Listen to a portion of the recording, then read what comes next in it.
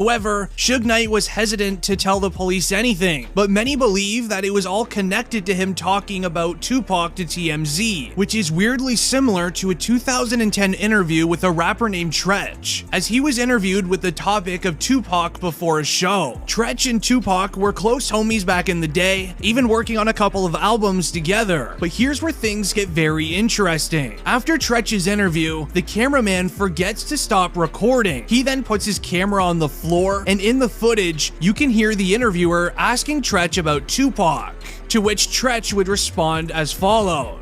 So if you ain't ready for it, get on the sidewalk. One last question.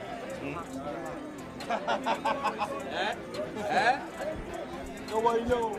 Y'all good? Yeah, we good. Thanks a lot, man. We good.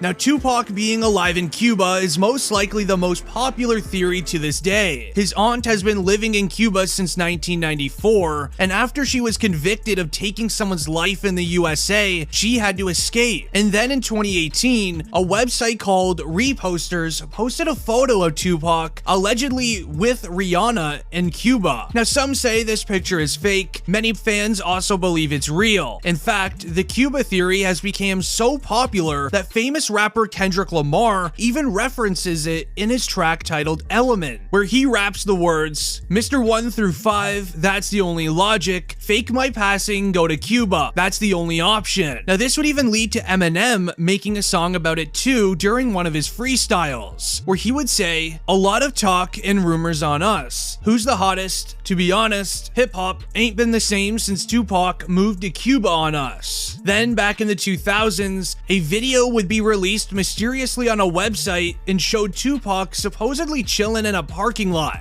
Look, zoom in. That's Pac, man. He was the outlaw. And Reg from Holla Back is trying to be friendly and get autographs. Holla Back exclusive, baby. Holla Back.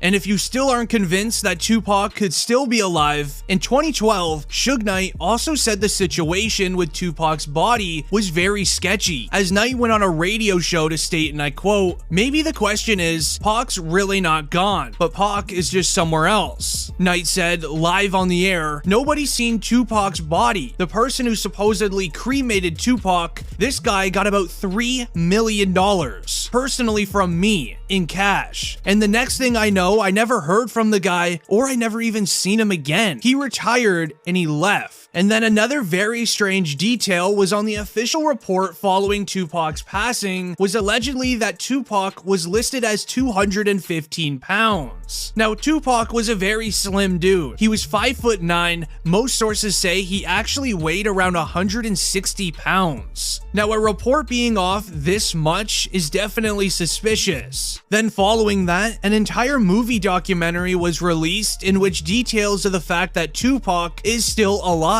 Now, the filmmaker Rick Boss got straight to the point, talking about how Tupac escaped from Vegas in a helicopter. According to him, Tupac knew somebody was gonna try to do this to him, so he ordered a helicopter to rescue him. Tupac then used a body double to fake his passing, and the world would believe he was not alive. And then finally, possibly the wildest theory about Tupac is that he planned everything that went down, leaving clues for his fans to find. Strangely enough, right before this happened, Tupac had started going by the name Machiavelli, which was a tribute to an Italian philosopher named Niccolo. And this is all without even mentioning that Tupac would actually leave many clues in his album about sadly passing. This would leave many to believe that everything was planned. And if you do believe that as well, let us know in the comments on what you truly believe happened to Tupac.